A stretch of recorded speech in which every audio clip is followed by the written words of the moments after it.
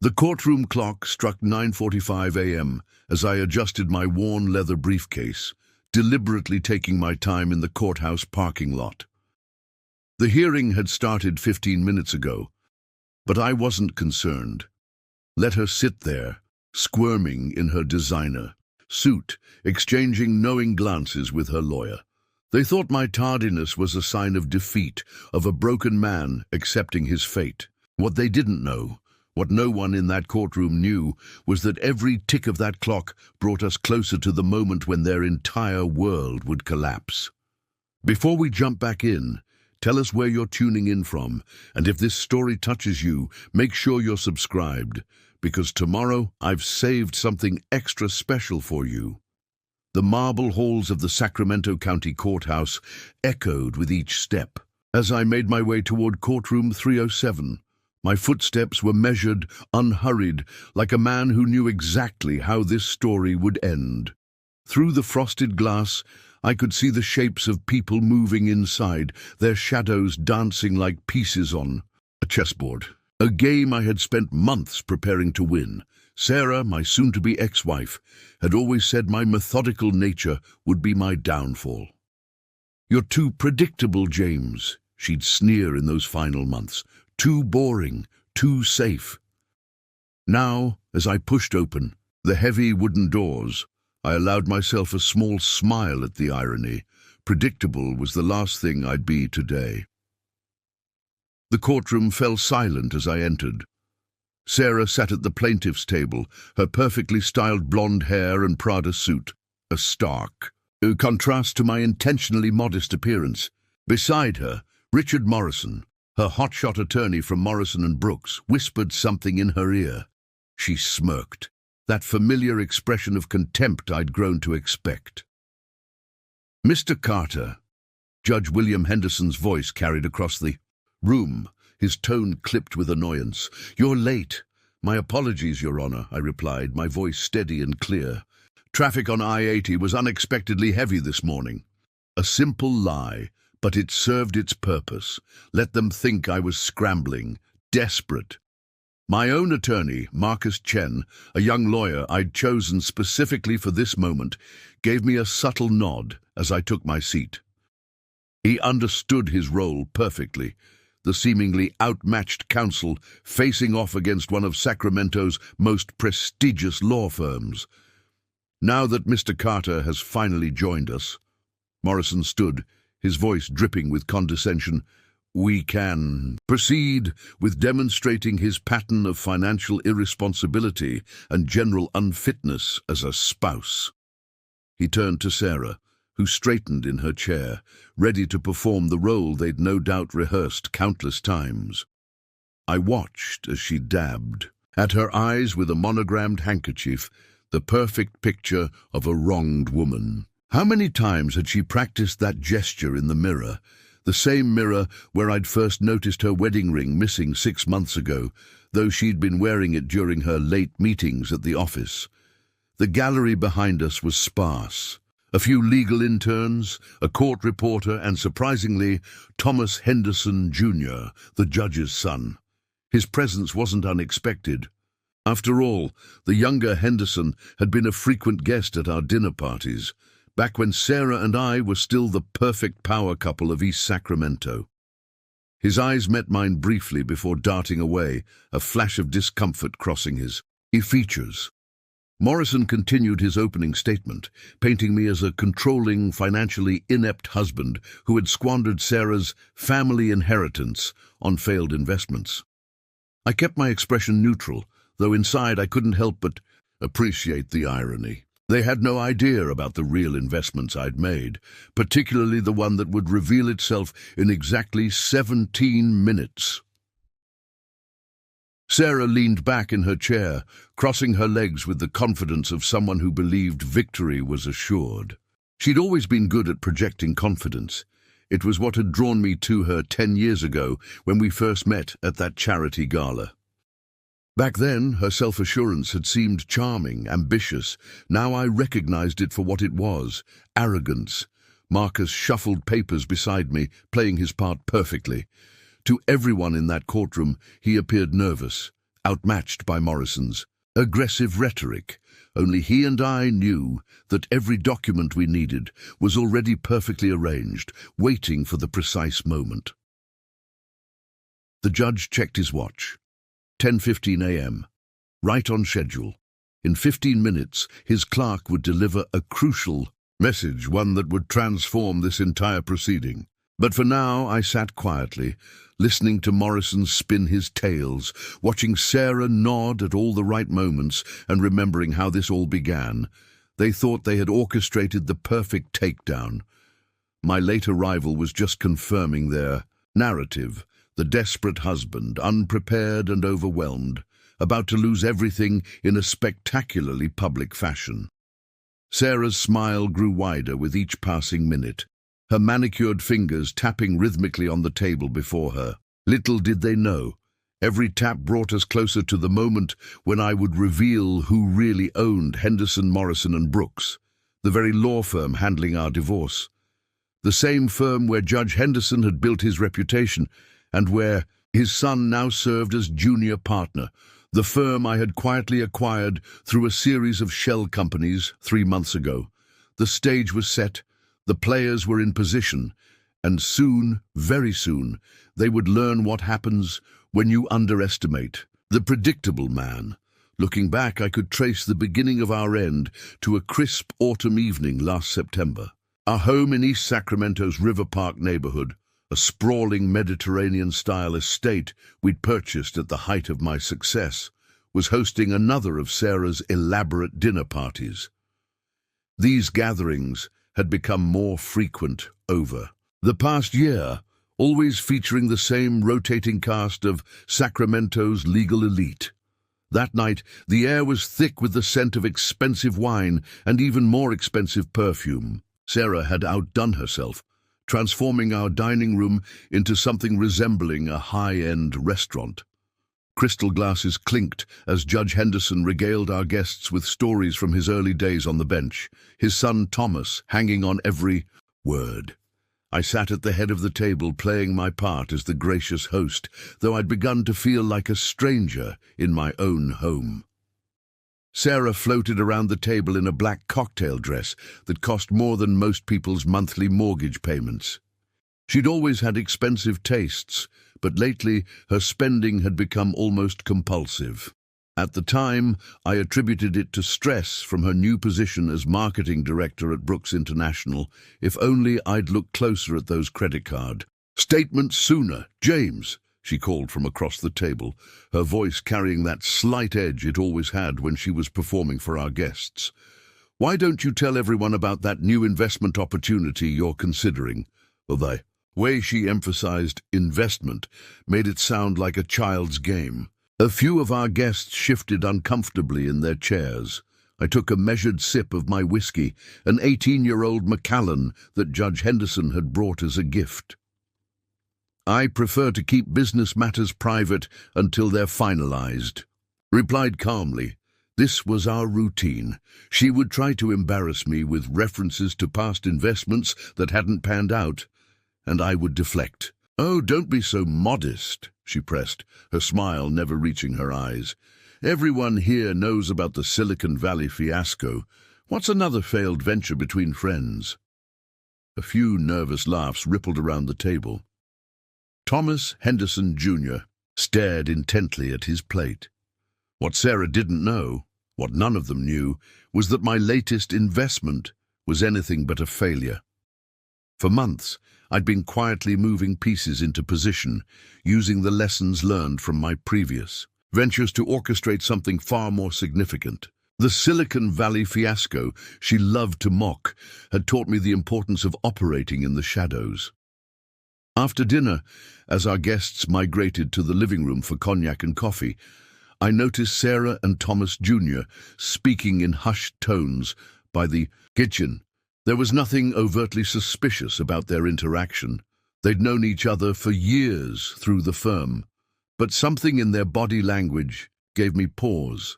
The way she leaned slightly toward him, the brief touch of her hand on his arm, the way they both startled slightly when Judge Henderson called his son's name.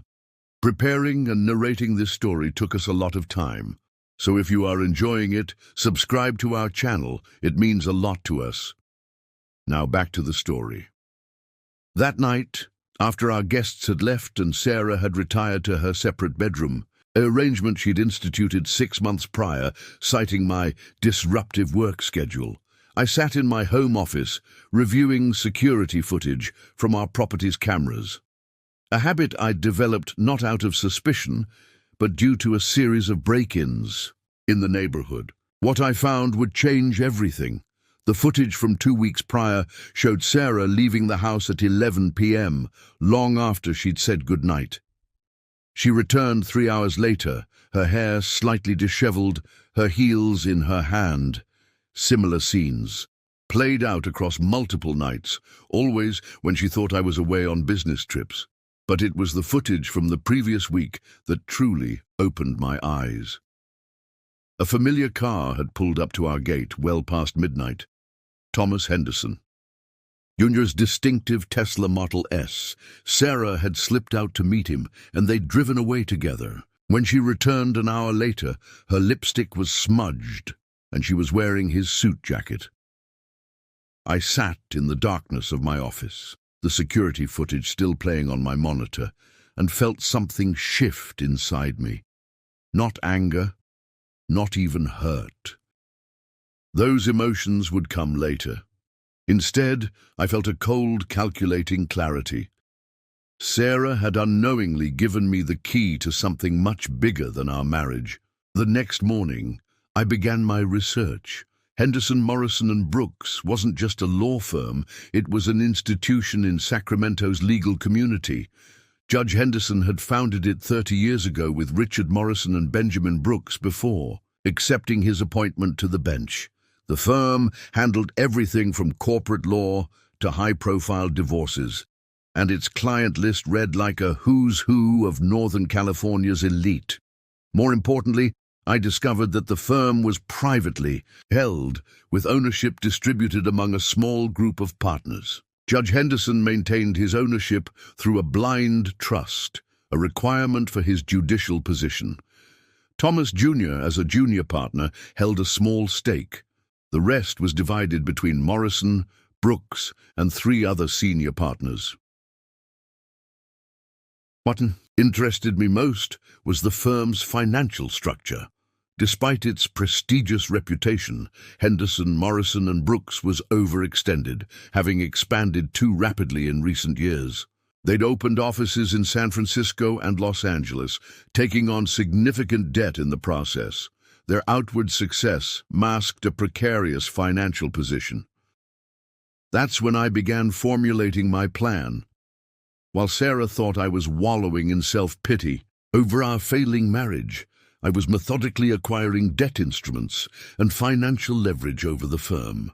Through a series of shell companies and careful maneuvering, I positioned myself to execute a hostile takeover, not of a tech startup or real estate venture, but of one of Sacramento's most respected legal institutions.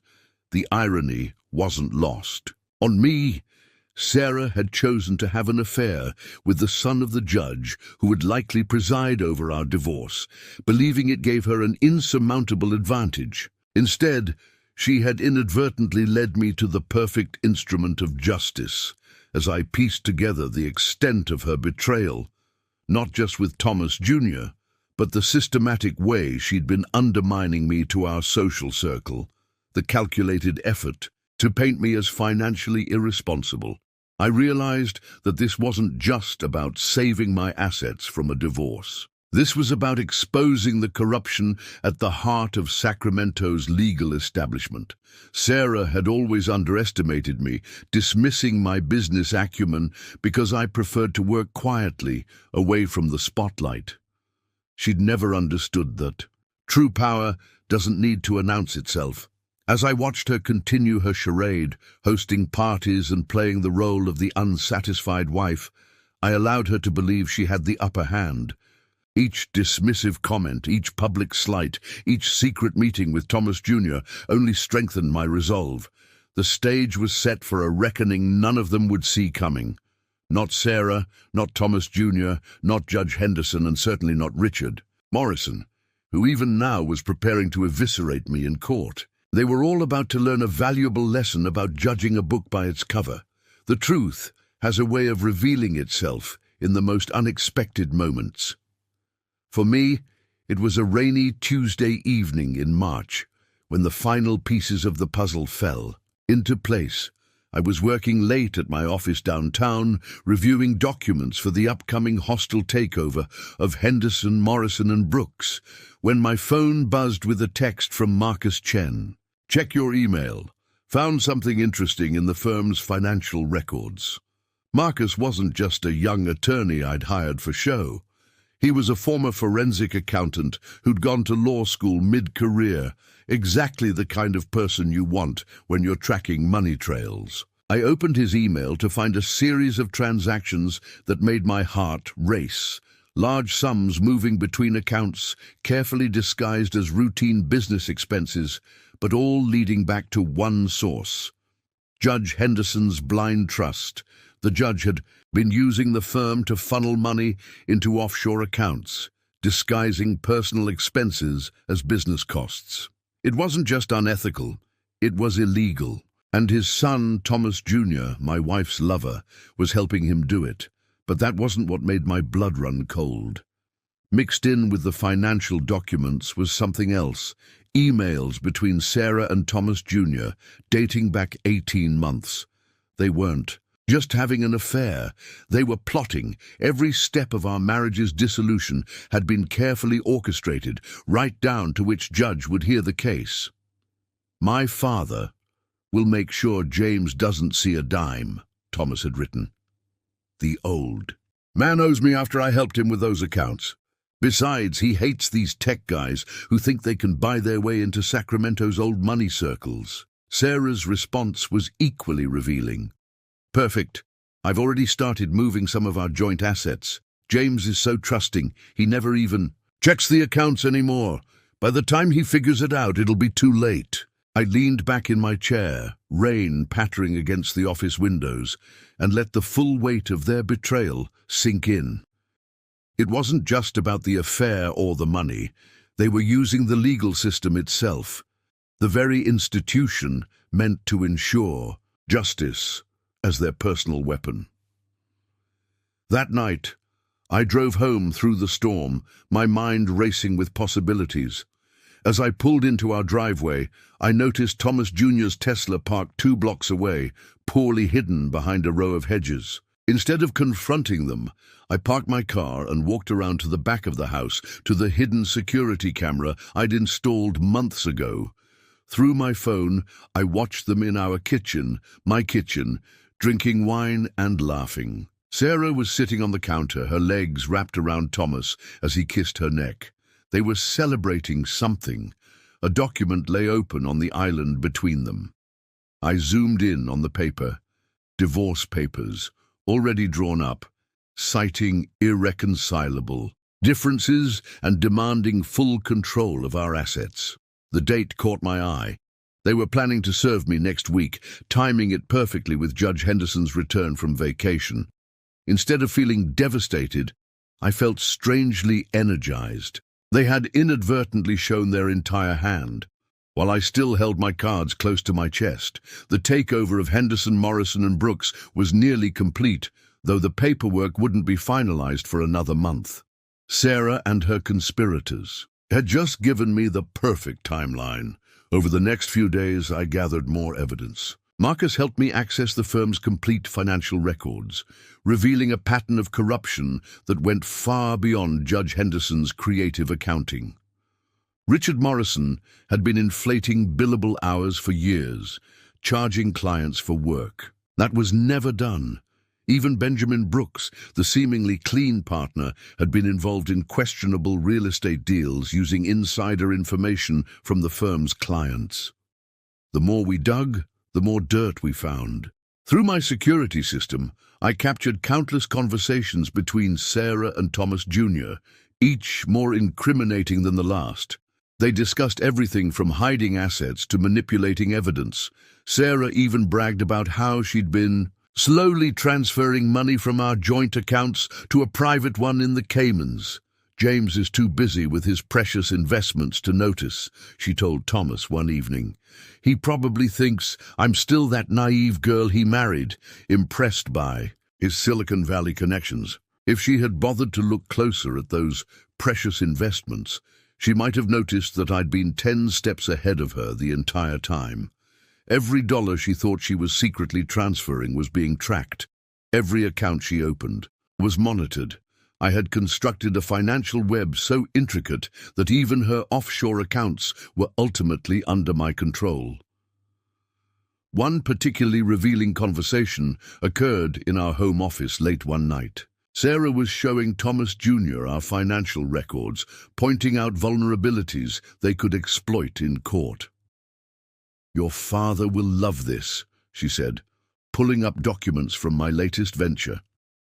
"It looks like a complete failure on paper. We can use it to prove James is financially incompetent." Thomas Jr. laughed, refilling their wine glasses. "Dad's already planning to cite it in his ruling. He says it's the perfect example of new money trying to play in the big leagues and failing miserably." They had no idea that the failing venture was actually a shell company I'd created specifically to mask my acquisition of their law firm. Every apparent loss was actually a calculated move in a much larger game. The final piece fell into place during a charity gala at the Crocker Art Museum. Sarah insisted I attend, likely wanting to parade my supposed failures in front of Sacramento's elite one last time before filing for divorce. I played my part perfectly, nursing a single scotch all evening while she worked the room with Thomas Jr. never far behind. That's when I overheard a conversation between Judge Henderson and Richard Morrison in the museum's contemporary wing. They were discussing my case, specifically how they planned to structure the ruling to ensure Sarah got everything. "The boy's too naive to realize the game's rigged," Henderson said, swirling his martini.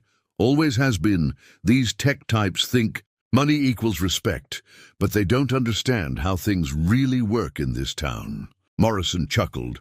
"Wait until he sees how we've structured the evidence.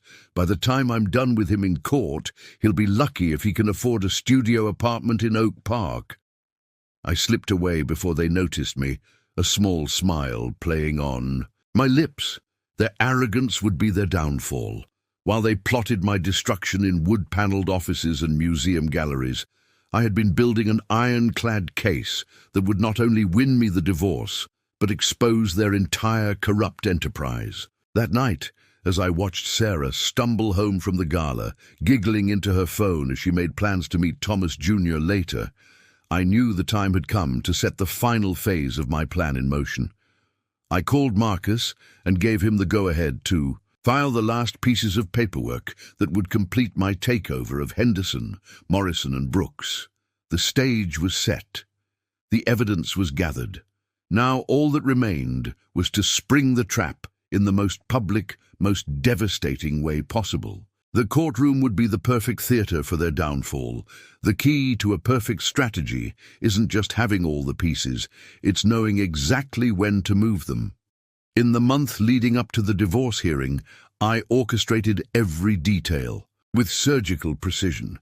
My makeshift command center was a small office I'd rented in a nondescript building on J Street, far from my usual business haunts in downtown Sacramento. The walls were covered with whiteboards mapping out every possible scenario, every potential move and countermove. Marcus had joked that it looked like something out of a spy movie, but each element was crucial. Timeline charts tracked Sarah's meetings with Thomas Jr. Financial flowcharts showed the complex web of transactions linking Judge Henderson to various offshore accounts, and detailed profiles of everyone at Henderson, Morrison, and Brooks lined another wall. "You're absolutely sure about the timing?" Marcus asked one evening as we reviewed the final preparations. He sat across from me, his usually immaculate suit wrinkled from a long day of depositions. The takeout containers from Sandra D's scattered between us spoke to the late hour. The paperwork for the firm acquisition becomes final at 9:30 a.m. on the day of the hearing. I replied, pulling up the relevant documents on my laptop. Judge Henderson always starts his morning sessions at 9 a.m. sharp. By the time I arrive, late at 9:45, everything will be in place. The plan was intricate but foolproof. The timing had to be perfect. We needed the firm's ownership to transfer while the divorce hearing was already in progress. This way, neither Judge Henderson nor Morrison could be tipped off beforehand. Their first inkling that something was wrong would come when they were already too deep into the proceedings to back out gracefully. "What about Sarah's offshore accounts?" Marcus asked, flipping through a stack of financial records. "We need to make sure she can't access them once things start moving." I pulled up another document on my screen. "Already handled. Remember that investment advisor she's been working with to hide her money? He works for me. Every account she thinks is safely hidden in the Caymans is actually under our control. The moment we make our move in court, those accounts will be frozen." The irony wasn't lost on me.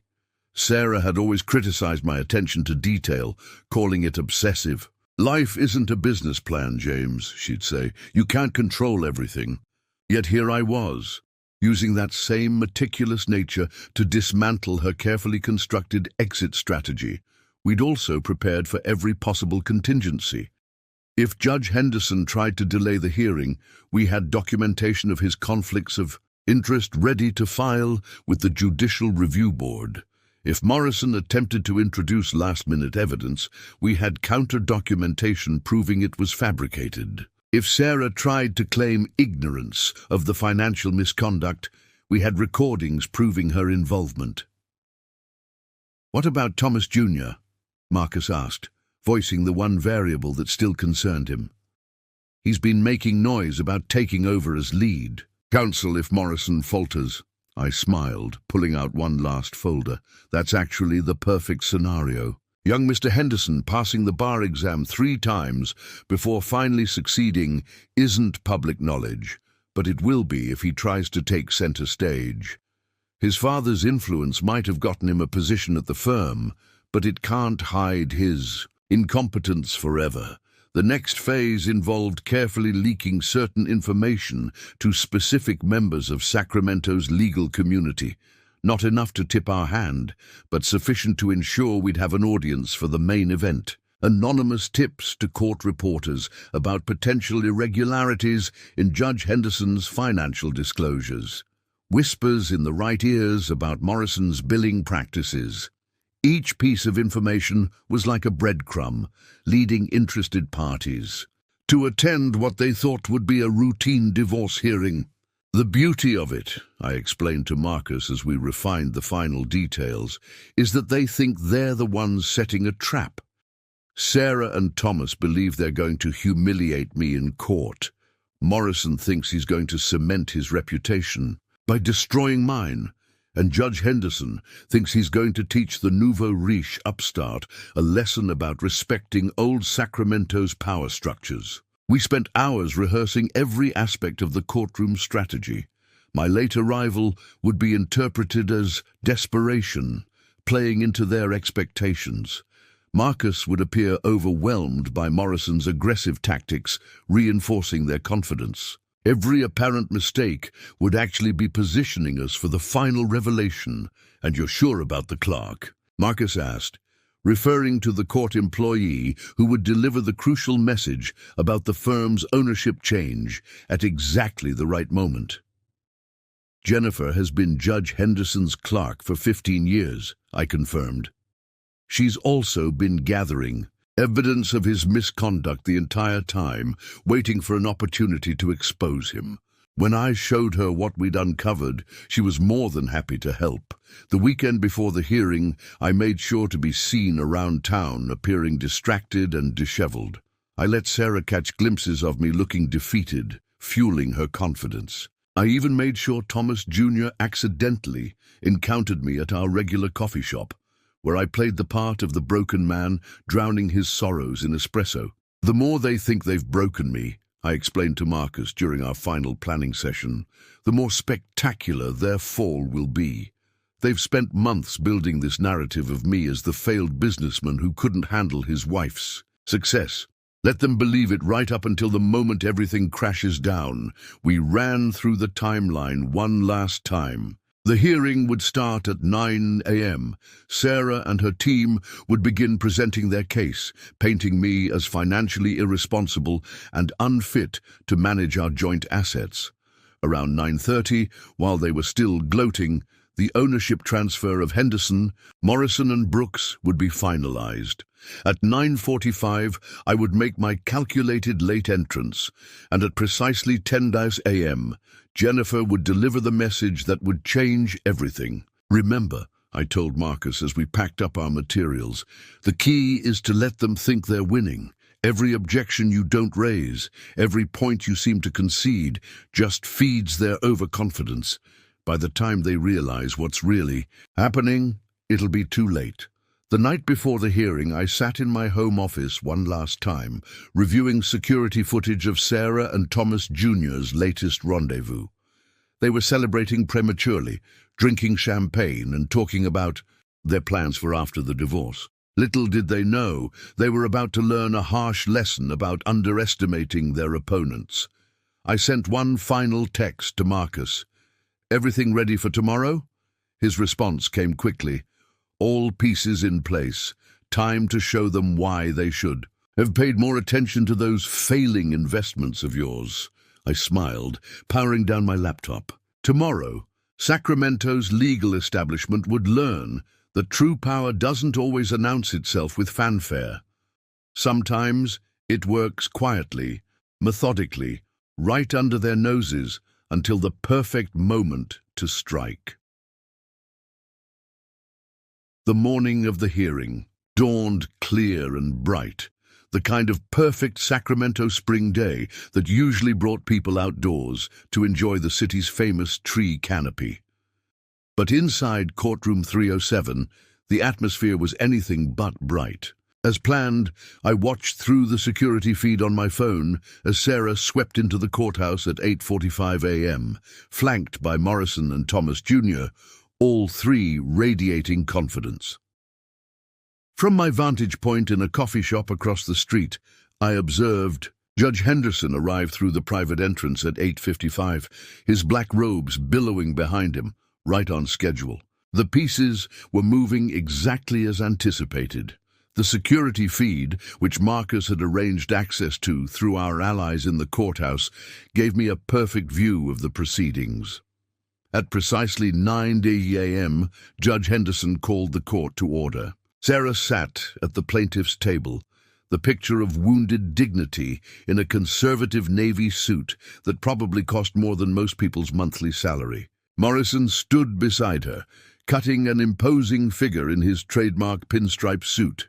"Your Honor," Morrison began, his voice carrying that practiced tone of righteous indignation, "we are here today because Mr. James Carter has demonstrated a consistent pattern of financial irresponsibility and marital neglect that has left my client no choice but to seek dissolution of their marriage." I checked my watch, 9:15 a.m. In 15 minutes, the ownership transfer would be complete. I took another sip of my coffee, watching as Morrison launched into his opening statement. Mrs. Carter has endured years of watching her husband squander their joint resources on ill-conceived ventures, Morrison continued, pacing before the judge's bench with theatrical gravity. Despite her attempts to guide him toward more prudent financial decisions, Mr. Carter has consistently demonstrated his inability to manage their marital assets responsibly. The camera showed Sarah nodding solemnly, dabbing at her eyes with a tissue. She'd always been good at playing the victim. I had to admire her commitment to the performance. Furthermore, Morrison pressed on, Mr. Carter's absence this morning only serves to demonstrate his cavalier attitude toward these proceedings and his responsibilities in general. Judge Henderson nodded sympathetically, making a show of looking at the empty chair beside Marcus. My young attorney sat alone at the defense table, purposefully projecting an air of nervous uncertainty. He shuffled papers and adjusted his glasses, playing his role perfectly.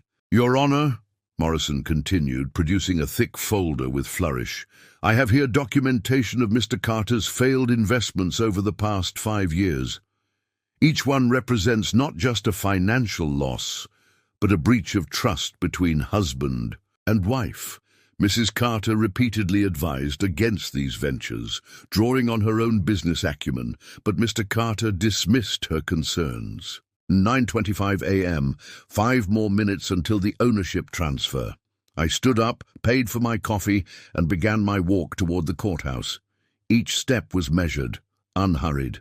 Inside the courtroom, Morrison was displaying spreadsheets on the overhead projector, walking the judge through what he claimed were examples of my financial mismanagement. The numbers were real, but the context was entirely manufactured. What appeared to be losses were actually carefully structured transfers, each one a step in my larger plan. "As you can see, Your Honor," Morrison gestured to a particularly complex chart. "Mr. Carter invested over $2 million in this venture alone, despite clear indicators that it was doomed to fail. This reckless behavior has placed the Carter family's financial security at serious risk." 30 a.m. My phone buzzed silently in my pocket. The confirmation I'd been waiting for. The ownership transfer was complete. Henderson, Morrison, and Brooks now belonged to me, though none of them knew it yet. I paused in the courthouse lobby, allowing myself a moment to appreciate the gravity of what was about to unfold. Through the security feed, I watched as Morrison called Sarah to the stand. She took her oath with practiced solemnity, smoothing her skirt as she sat in the witness box.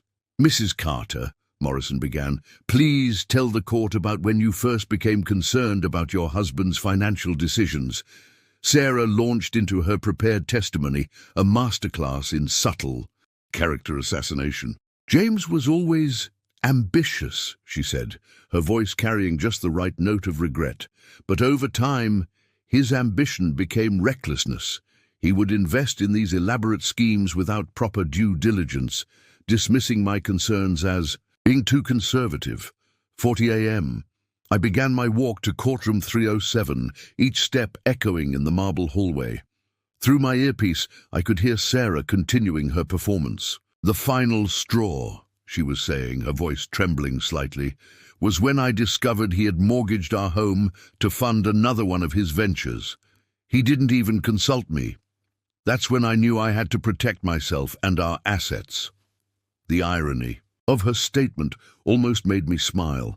She had no idea that every financial move she thought she was making to protect herself had actually been playing directly into my hands.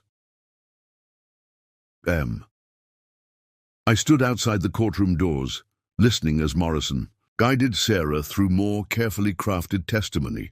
Thomas Jr. sat in the gallery, a smug smile playing on his lips as he watched his lover dismantle her husband's reputation. "And how did Mr. Carter react when you expressed your concerns?" Morrison asked.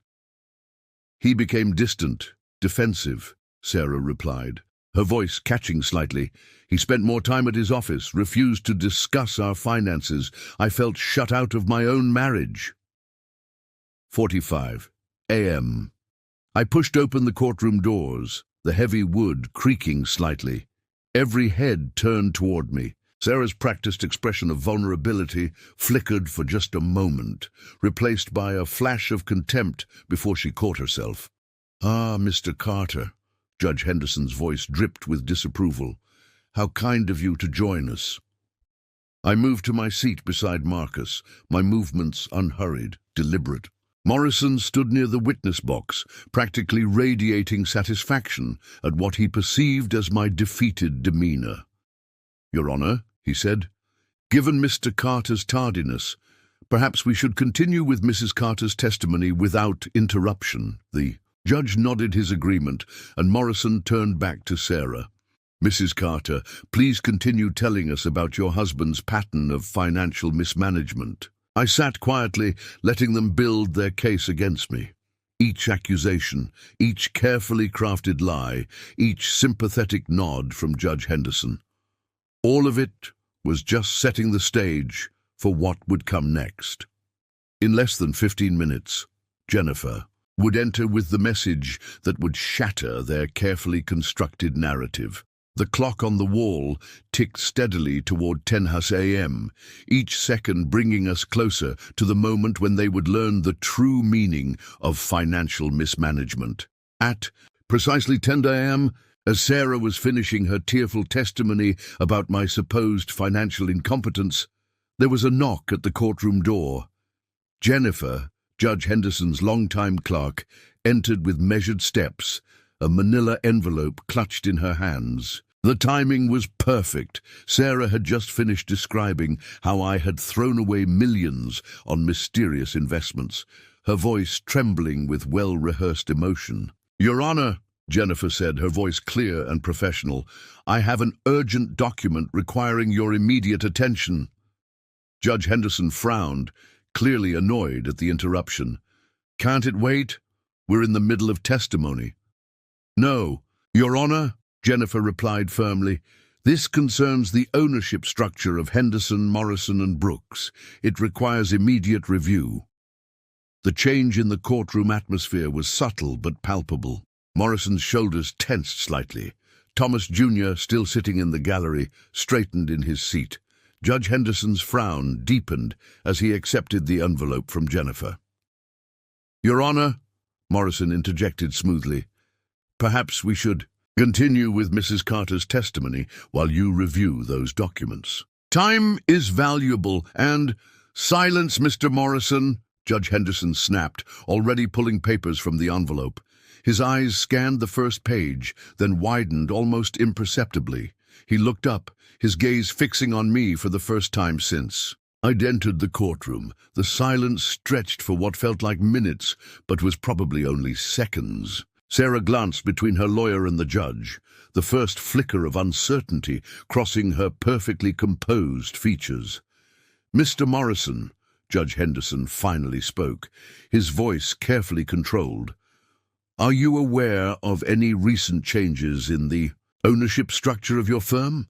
Morrison blinked, caught off guard by the question. "Your Honor, I don't see how that's relevant to these proceedings. We're here to discuss Mr. Carter's financial—" "Answer the question, Mr. Morrison." The judge interrupted, his tone sharp. "No, Your Honor," Morrison replied, a hint of confusion creeping into his voice. "There have been no changes I'm aware of." I chose that moment to stand, adjusting my tie with deliberate calm. "Actually, Your Honor, there have been several significant changes. As of 9:30 this morning, Henderson, Morrison and Brooks is under new ownership, my ownership to be precise. The reaction was immediate and electric. Sarah's mouth fell open, her carefully maintained composure cracking. Thomas Jr. half rose. From his seat in the gallery, his face draining of color. Morrison spun to face me, his expression a mixture of disbelief and growing horror. "That's impossible," he sputtered. "The firm is privately held. The ownership structure is quite vulnerable to a hostile takeover when leveraged properly." I finished for him, "especially when the firm has overextended itself with expansion costs and is carrying significant debt."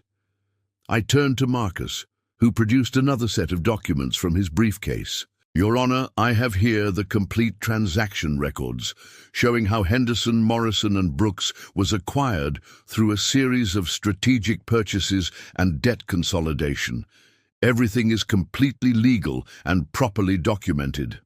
Judge Henderson was still staring at the papers in front of him, his knuckles white where he gripped the edges. "This appears to be in order," he said finally, his voice strained. "But I fail to see how this affects the current proceedings." "Oh, it affects them significantly," I replied, my voice carrying easily through the silent courtroom. "You see, as the new owner of the firm, I've had access to all of its records, including some very interesting financial transactions involving your blind trust, Judge Henderson." The color drained from the judge's face. In the gallery, Thomas Jr. had sunk back into his seat, looking like he might be ill. Furthermore, I continued, I have documentation of numerous ethical violations involving Mr. Morrison's billing practices, particularly concerning cases over which you've presided, Your Honor. The pattern of favorable rulings correlating with certain financial arrangements is striking. Morrison's face had turned an interesting shade of purple. This is outrageous. Your Honor, I move to... You don't have standing to move for anything, Mr. Morrison. I cut him off. As of this morning, you're no longer a partner in the firm. In fact, you're no longer employed by the firm at all. Sarah had finally found her voice. This is ridiculous, she said, but her tone lacked its earlier confidence. Your Honor, he's clearly trying to manipulate... Mrs. Carter, I interrupted, turning to face her directly. Or should I say Ms. Mitchell, since you'll be returning to your maiden name soon. Perhaps you'd like to explain to the court about your offshore accounts, the ones you've been using to hide marital assets? Her face went pale. I don't know what you're talking about. Really? I nodded to Marcus, who projected a new set of documents onto the courtroom screen. These records show systematic transfers from our joint accounts to various offshore holdings. Interestingly, they correlate perfectly with your meetings with Thomas Henderson Jr., as documented by the hotel's security cameras. Thomas Jr. jumped to his feet. You can't... Sit down, Mr. Henderson, I said firmly.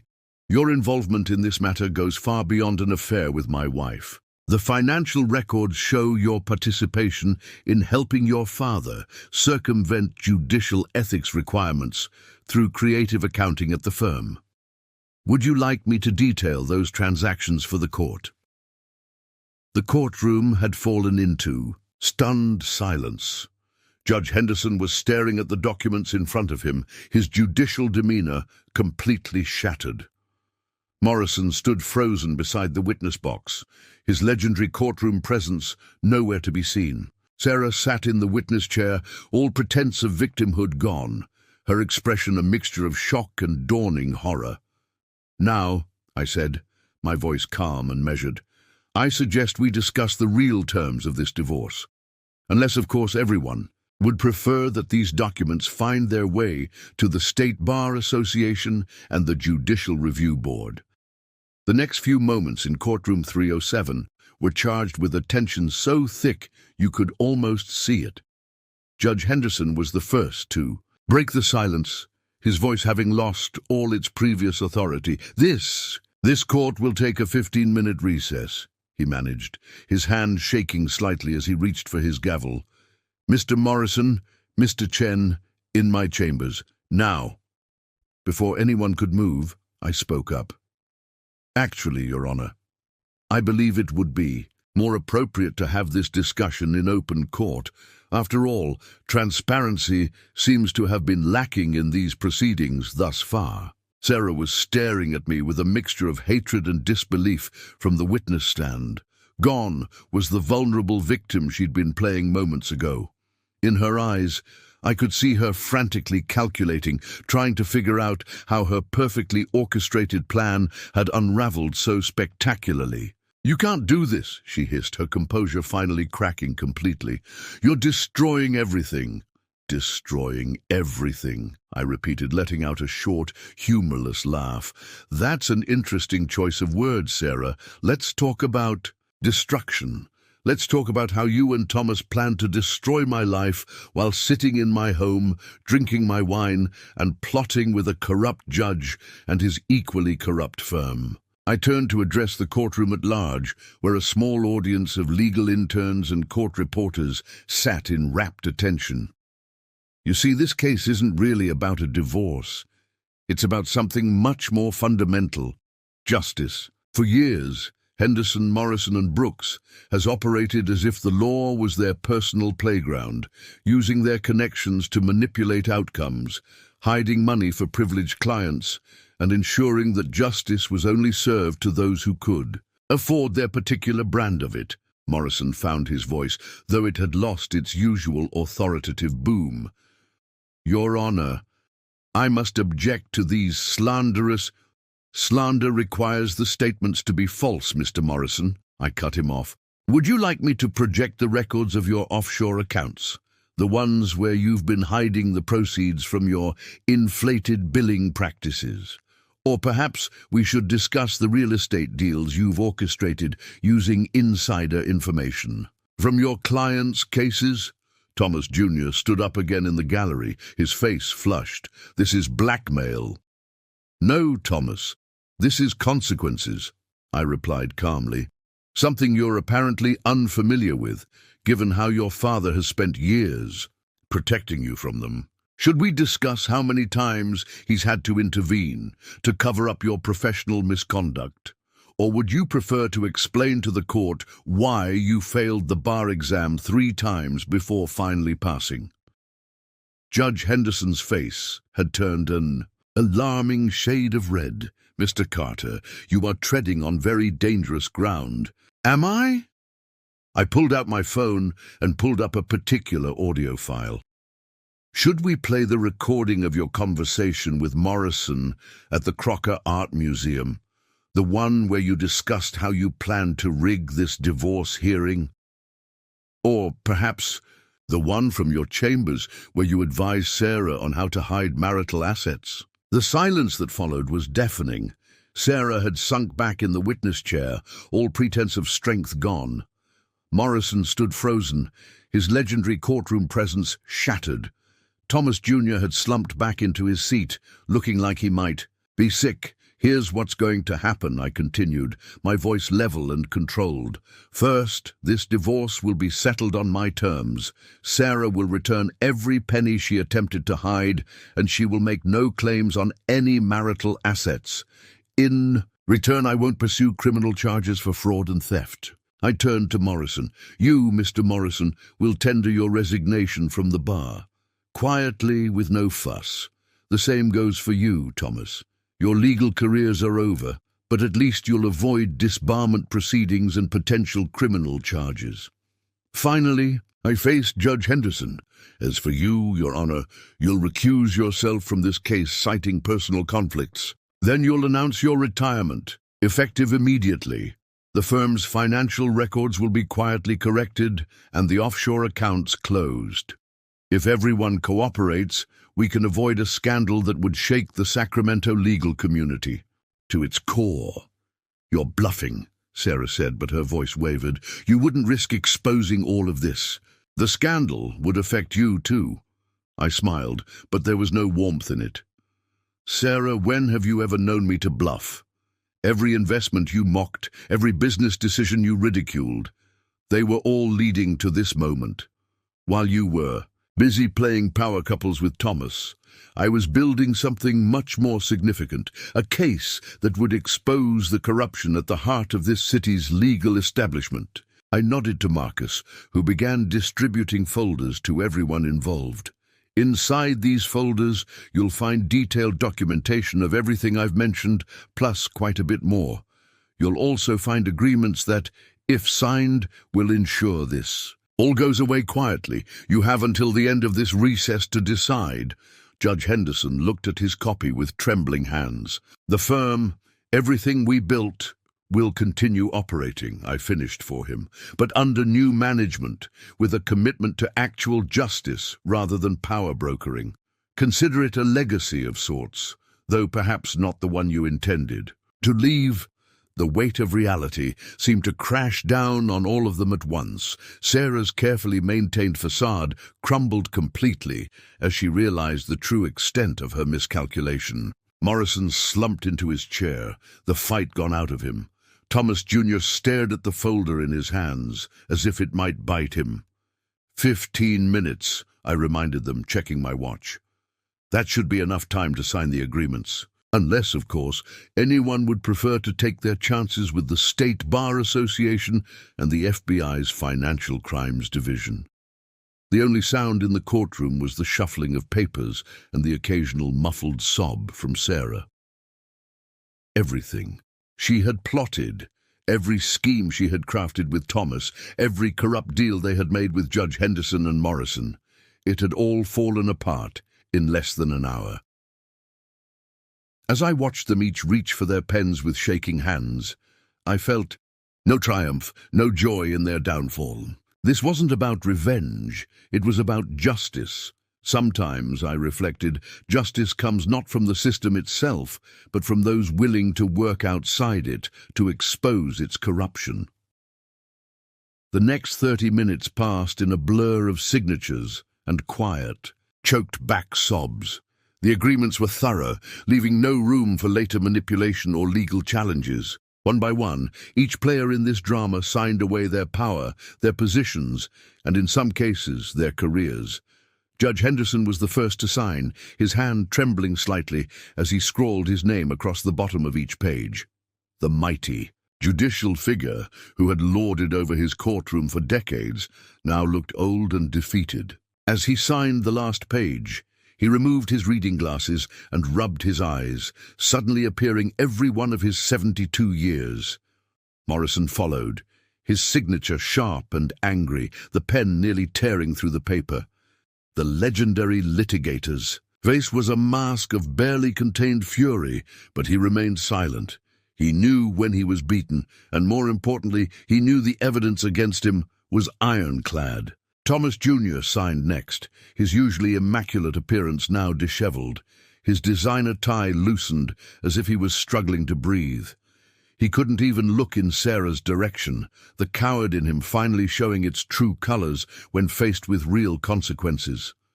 Sarah was the last to sign. Her hands shook so badly she had to start over twice. Gone was the confident woman who had walked into court, thinking she would destroy me. In her place sat someone I barely recognized. Small, defeated, and utterly lost. "Is this what you wanted?" she asked quietly as she signed the final page, her voice barely above a whisper. "To humiliate all of us?" I looked at her carefully, seeing not the woman who had betrayed me, but someone I had once loved enough to share my life with. "No, Sarah, this isn't about humiliation. This is about justice. You all thought you were above the law, that rules were for other people. Today is simply the day you learned otherwise." Marcus collected all the signed documents, carefully organizing them into his briefcase. The courtroom remained eerily silent, the few spectators still present watching with a mixture of shock and fascination. This wasn't the kind of drama they usually got to witness in family court. "Your Honor," I said, addressing Judge Henderson one final time, "I believe you have a recusal to announce." He nodded slowly, reaching for his gavel with a hand that seemed to have aged decades in the past hour. "This court," he began, his voice cracking slightly, "this court recuses itself from these proceedings due to previously undisclosed conflicts of interest. The case will be reassigned to—" He looked at me questioningly. "Judge Maria Rodriguez," I supplied. "She's been briefed on the situation and has agreed to take over the proceedings.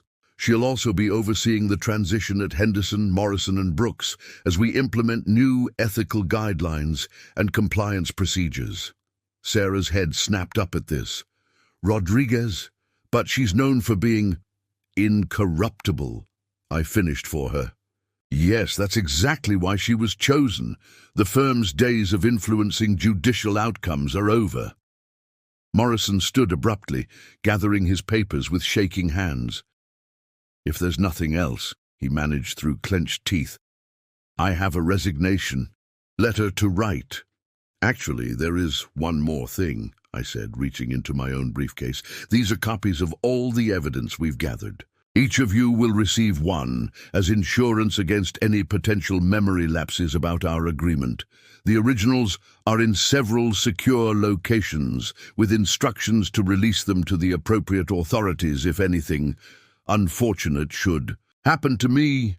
Thomas Jr. let out a sound that might have been a laugh or a sob.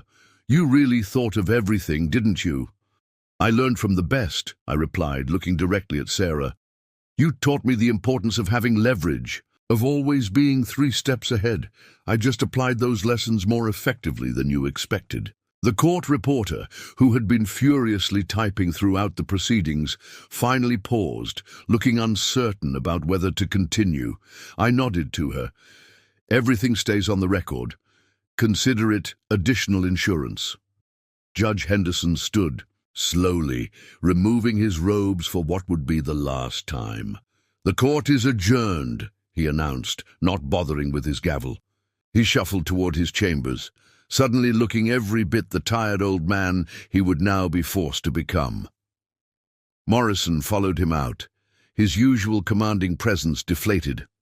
Thomas Jr. practically ran from the courtroom, leaving Sarah alone. At the plaintiff's table, she sat there, staring at nothing, as the gallery slowly emptied. Finally, it was just the two of us, Marcus having discreetly stepped out to begin filing the necessary paperwork. The silence stretched between us, heavy with unspoken words and shattered dreams. "Why?" she finally asked, her voice small. "Why go to all this trouble? You could have just divorced me, exposed the affair. Why bring down the entire firm?" I considered her question carefully before answering. "Because it was never just about us, Sarah. What you and Thomas and the others were doing, it was corrupt. You were using the legal system itself as a weapon, hurting people who couldn't fight back. Someone had to stop it. And that someone had to be you." A hint of her old bitterness crept into her voice. "Why not me?" I replied calmly. "You all underestimated me. You saw what you wanted to see. The naive tech entrepreneur who was out of his depth in your world. You never bothered to look deeper, to consider that maybe I was capable of more than you gave me credit for." She stood slowly, gathering her designer purse, the last vestige of the wealthy lifestyle she had become accustomed to. "What happens now?" "Now? You'll move out of the house by the end of the week. The divorce will be finalized quietly by Judge Rodriguez. You'll get exactly what you're legally entitled to from our prenuptial agreement. Nothing more, nothing less. And then you'll disappear from my life. And the firm will continue operating, but under new management and with strict ethical oversight. The clients who were defrauded will be quietly compensated. The lawyers who weren't involved in the corruption will keep their jobs. Life will go on, just not the way you all planned." She walked toward the door, then paused. "You know, I really did love you once." "I know," I replied softly. "That's what makes this all so tragic. You had everything, a good life, a loving husband, a respected position in society. But it wasn't enough. You wanted more, no matter who you had to hurt to get it." The door closed behind her with a quiet click, leaving me alone in the courtroom. Through the windows, I could see the Sacramento afternoon sun casting long shadows. It was over. The corruption had been exposed, justice had been served, and a new chapter was beginning. The aftermath of that day in courtroom 307 rippled through Sacramento's legal community like a shockwave.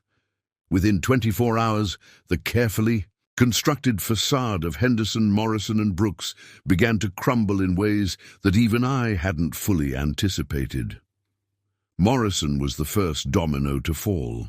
By noon the next day, his resignation letter had been delivered to the state bar. The man who had once commanded courtrooms with his booming voice and theatrical presence was reduced to sending his letter via courier, unable to face his colleagues or the press that had begun gathering outside the firm's downtown offices.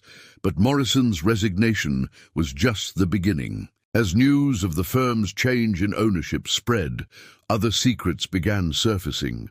Junior associates, long silenced by fear and intimidation, started coming forward with their own stories of ethical violations and questionable practices. Mr. Carter, a young associate named Rachel Martinez, approached me in my temporary office at the firm. It had once been Morrison's corner suite, though I'd already had his pretentious oak desk removed. "There's something you should know about some of our corporate clients." She proceeded to outline a complex web of insider trading schemes that Morrison had orchestrated using information obtained through the firm's corporate litigation work. The depth of corruption was staggering, even to me, who had spent months investigating. "How long have you known about this?" I asked her. "2 years," she replied, her hands twisting nervously in her lap. "I tried to report it once to Judge Henderson. That's when I learned he was involved too. After that—" She trailed off, the implications clear. I spent the next week meeting with every employee of the firm, from senior partners to cleaning staff. Each conversation revealed new layers of corruption, but also identified those who had tried to maintain their integrity despite the pressure to participate in the firm's illegal activities. Thomas Jr.'s office proved to be a particularly rich source of evidence.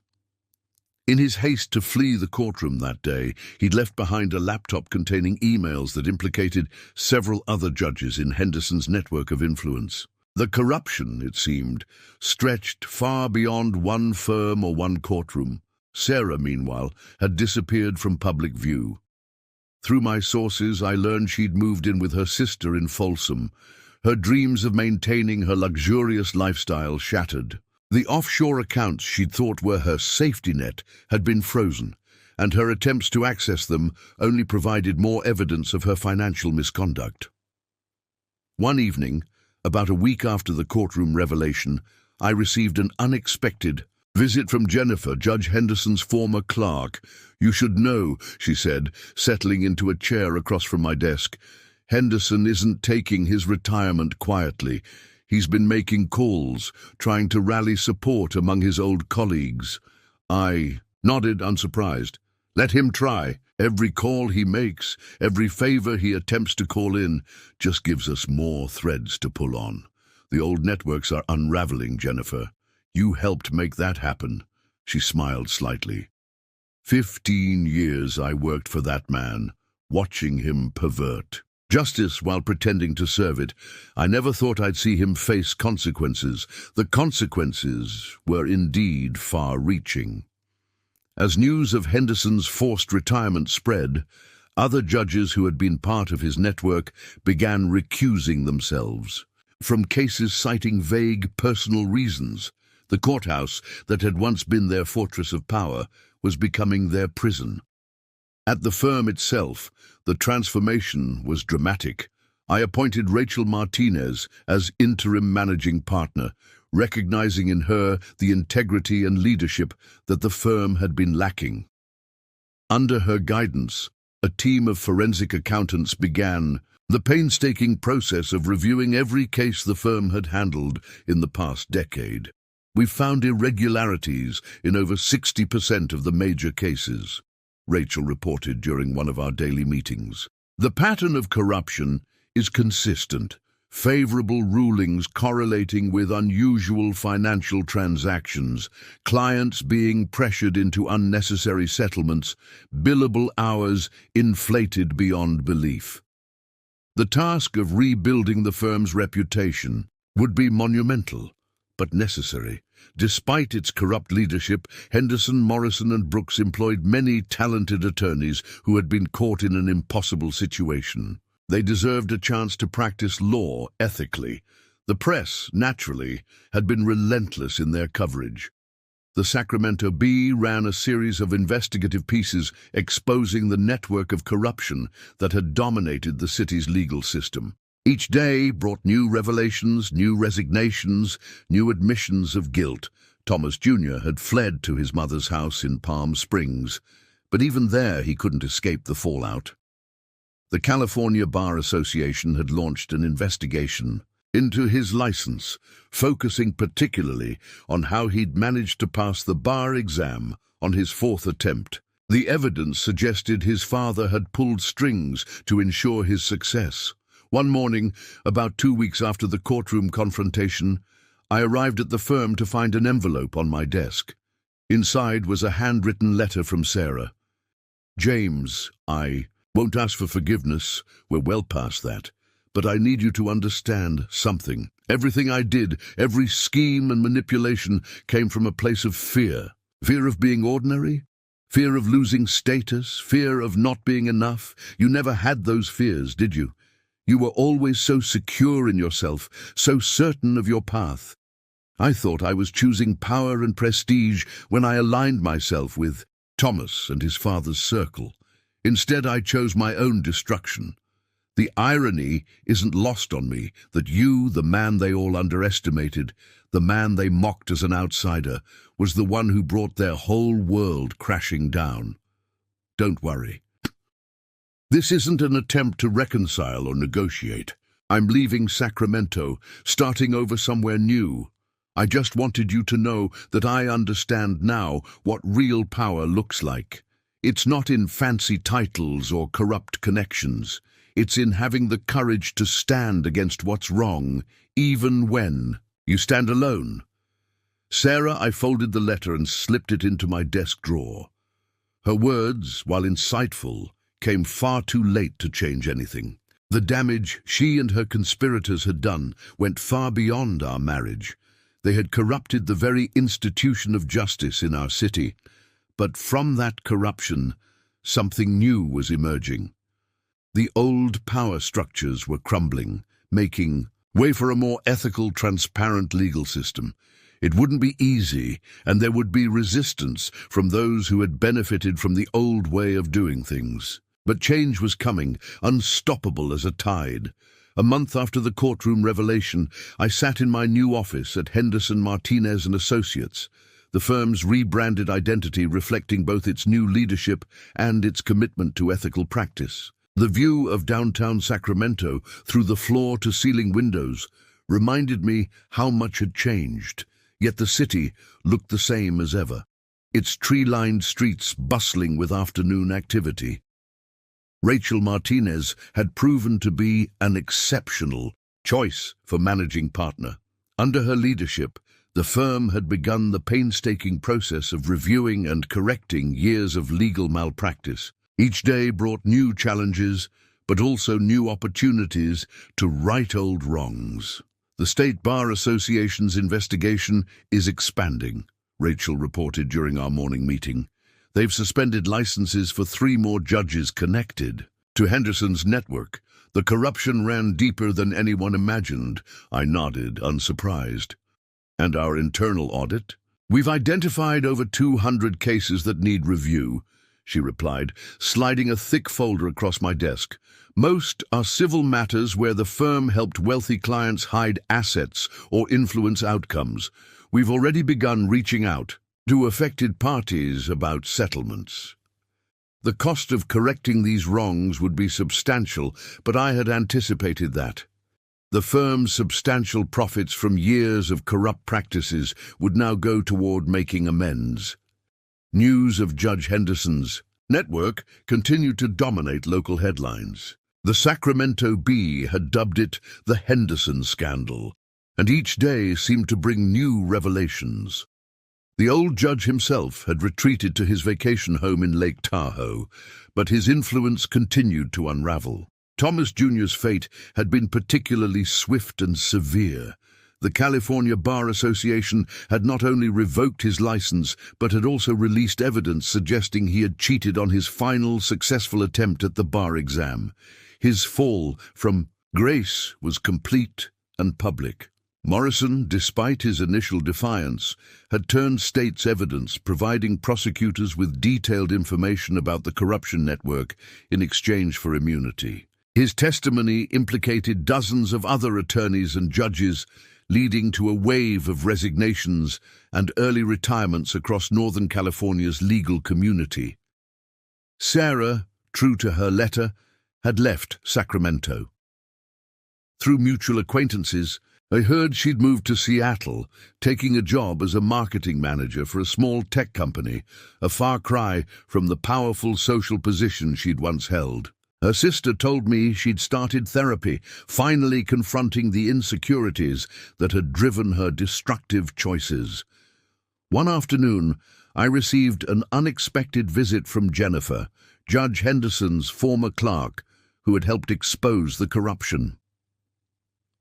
The FBI is expanding their investigation, she informed me, settling into the chair across from my desk. They're looking into similar patterns of corruption in other jurisdictions. What happened here in Sacramento, it seems it wasn't unique. No, I agreed. Just more blatant. They got sloppy because they thought they were untouchable. Jennifer smiled wryly. They never saw you coming, did they? The quiet tech entrepreneur they all underestimated. The firm itself was undergoing a dramatic transformation. We'd retained most of the junior associates and support staff, many of whom had been silently hoping for change. The toxic culture of fear and corruption was being replaced by one of transparency and ethical practice. Rachel had implemented new oversight procedures and established an anonymous reporting system for ethical concerns. The message was clear. The old ways of doing business were over. We've had an unexpected surge in job applications, Rachel mentioned during one of our meetings. Apparently, our commitment to ethical practice is attracting young lawyers who want to practice law the right way. The ripple effects extended beyond the legal community. Other firms in Sacramento began implementing their own ethical reforms, eager to distance themselves from the Henderson scandal. The courthouse instituted new procedures for monitoring judicial conduct and financial transactions. One morning, I arrived at the office to find a note from Judge Rodriguez, who had taken over my divorce case. "Mr. Carter, your divorce has been finalized, processed with full transparency and ethical oversight. But I wanted to thank you for something more important. Your actions have given us an opportunity to rebuild trust in our legal system. The road ahead is long, but the changes you've set in motion are irreversible. Judge Maria Rodriguez." The note reminded me that this had never been just about winning a divorce case or exposing my wife's affair. It had been about confronting a system that had lost its way, that had betrayed its fundamental purpose of serving justice. My phone buzzed with a text from Marcus Chen, who had played his role so perfectly in the courtroom that day. He had declined my offer to join the reformed firm, instead accepting a position with the State Bar Association's Ethics Committee. "You should see the changes happening statewide," his message read. "Other jurisdictions are implementing new oversight procedures. Your little earthquake in Sacramento is causing tremors everywhere." I stood by the window, watching the sunset paint the city skyline in shades of gold and purple. The Sacramento I saw now was different from the one where Sarah and I had built our life together. The old power structures were crumbling, making way for something new, something better. The firm would continue its work of reform and restitution. There would be resistance from those who had benefited from the old system, but the momentum for change was unstoppable now. Sometimes I reflected, the greatest victories come not from destroying your opponents, but from transforming the battlefield itself. 6 months after that pivotal day in courtroom 307, I stood at the podium in the Sacramento County Bar Association's annual ethics conference. The irony of being invited to speak wasn't lost on me. A year ago, I had been considered an outsider, a tech entrepreneur who didn't understand the sophisticated world of Sacramento law. The corruption we uncovered wasn't just about money or power, I began, addressing the packed auditorium. It was about the betrayal of trust. Every time a judge accepted a bribe, every time a lawyer manipulated evidence, every time justice was sold to the highest bidder, they betrayed not just their clients, but the very principles of law itself. The audience sat in rapt attention. Among them were many faces I recognized, attorneys who had once been part of Henderson's network, now attempting to rebuild their careers under new ethical guidelines. Some looked uncomfortable, others appeared genuinely chastened. Henderson, Martinez and Associates had emerged as a model for legal reform. Under Rachel's leadership, the firm had completed its internal audit, made restitution to wronged clients, and established new standards for transparency. In legal practice, our case files were now open to regular external review, and all financial transactions were monitored by an independent ethics committee.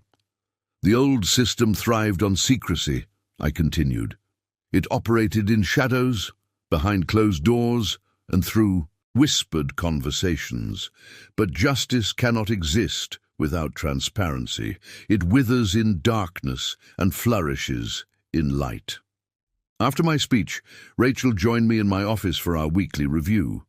The firm's transformation had exceeded even my optimistic projections. We had not only retained most of our ethical clients, but had attracted new ones who appreciated our commitment to transparent practice. The State Bar Association has officially closed its investigation, Rachel reported, sliding a document across my desk. They're using our reforms as a model for other firms across California. Who would have thought your revenge against a cheating wife would lead to statewide legal reform? I smiled slightly. It was never about revenge, Rachel. Revenge is personal, limited. This was about systemic change. News had recently reached us about the key players in the drama. Judge Henderson had sold his Lake Tahoe home and moved to Florida, his reputation in shambles. Morrison was cooperating with federal investigators, his testimony leading to indictments against corrupt judges and attorneys across 3 states. Thomas Jr., stripped of his law license and social standing, had taken a job teaching high school civics in Arizona. A twist of fate that might actually lead to some good. Perhaps teaching young people about the proper function of law would help him understand where he had gone wrong. And Sarah, she had finally found her footing in Seattle, according to mutual friends. She was building a new life, one based on honest work rather than social climbing and manipulation. Her last email to me had been surprisingly reflective. The life I threw, away chasing status and power, was worth more than anything I gained by betraying it. I understand that now. Some lessons come at a terrible cost, but at least I finally learned. The reformed firm had become something I hadn't initially planned. A force for positive change in the legal community. We had established a pro bono program specifically focused on helping victims of legal malpractice, and our transparent practices had attracted a new generation of idealistic young lawyers. You know, Rachel said during one of our meetings, when you first took over the firm, everyone thought it was just an elaborate revenge plot. No one expected you to actually transform it into something better. I nodded, looking out at the Sacramento skyline.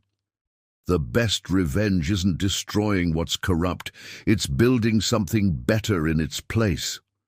The city itself had changed. The old networks of influence had been dismantled, replaced by new systems of accountability. Judge Rodriguez, who had handled my divorce with impeccable ethics, was now leading a commission on judicial reform. Marcus Chen had established himself as a rising star at the State Bar Association, his experience in exposing the Henderson scandal, giving him unique insights into preventing future corruption. He often consulted with us on implementing new oversight procedures. Jennifer, the clerk whose courage had helped expose the truth, had been appointed as the court's new ethics compliance officer.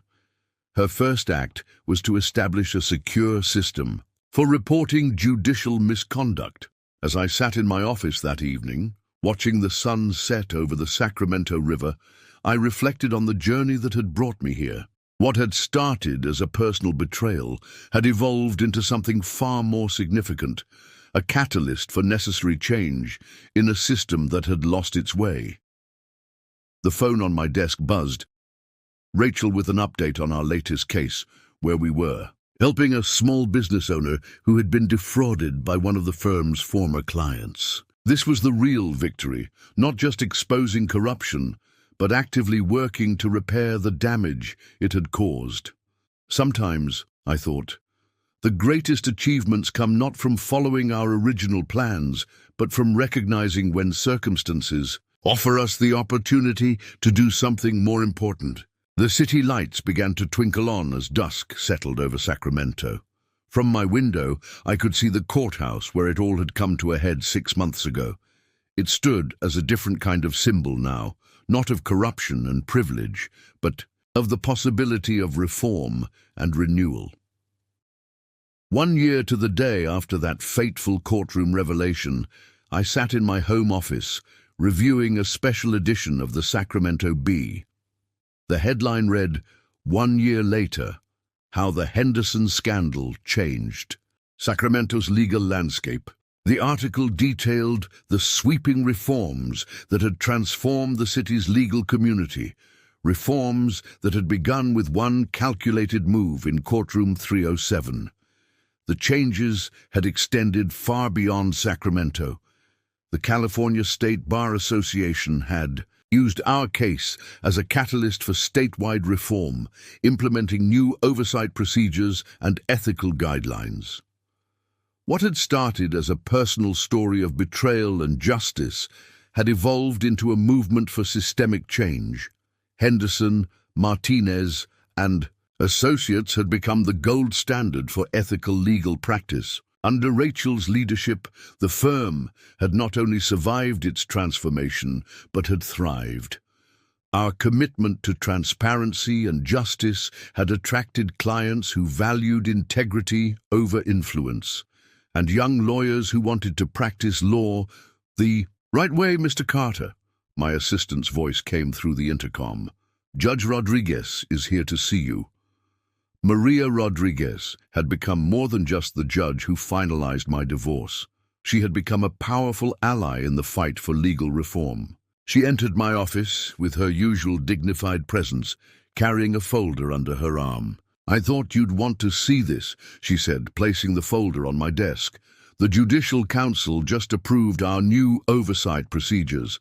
Every judge in California will now be subject to regular financial audits and ethical reviews." I opened the folder, scanning the documents. The new procedures were comprehensive, designed to prevent the kind of corruption that had flourished under Henderson's influence. "This is impressive," I said. "How's the response been?" "Mixed," she replied with a slight smile. "The old guard is resistant, of course, but the younger judges understand that transparency is essential for maintaining public trust. News had recently reached us about the former players in our drama. Judge Henderson had suffered a minor stroke in Florida, a bitter man consumed by the loss of his power and prestige. Morrison had completed his cooperation with federal investigators and moved to South America, his testimony having led to dozens of indictments across the country.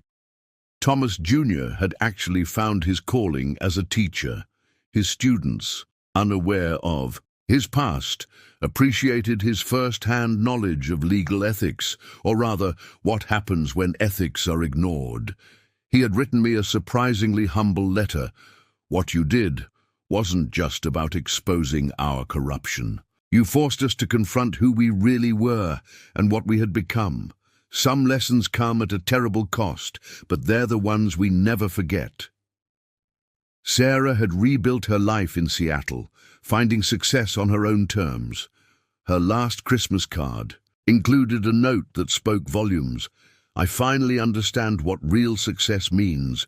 It's not about power over others. It's about being at peace with yourself." The firm continued to evolve under Rachel's leadership.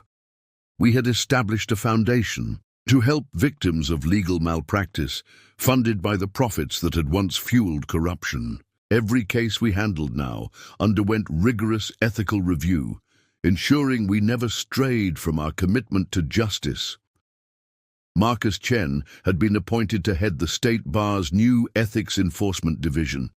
His experience in exposing the Henderson scandal had given him unique insights into how corruption operates and how to prevent it. He consulted regularly with firms across the state, helping them implement ethical reforms. Jennifer, the clerk whose courage had helped expose the truth, had been promoted to Chief Ethics Officer for the Sacramento County Court System. She had implemented a comprehensive whistleblower protection program, ensuring that others who witnessed corruption would feel safe coming forward.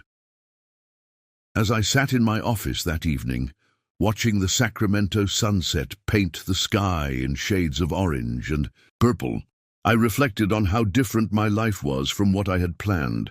I'd come to Sacramento as a tech entrepreneur, married what I thought was the love of my life, and built what seemed to be a perfect existence. The betrayal of that life had led me down an unexpected path. Instead of being destroyed by Sarah's infidelity and the corruption it exposed, I had found a new purpose. The very system that they had tried to use against me had become the instrument of positive change. Rachel knocked on my door, interrupting my thoughts. "The new class of associates is starting next week," she said.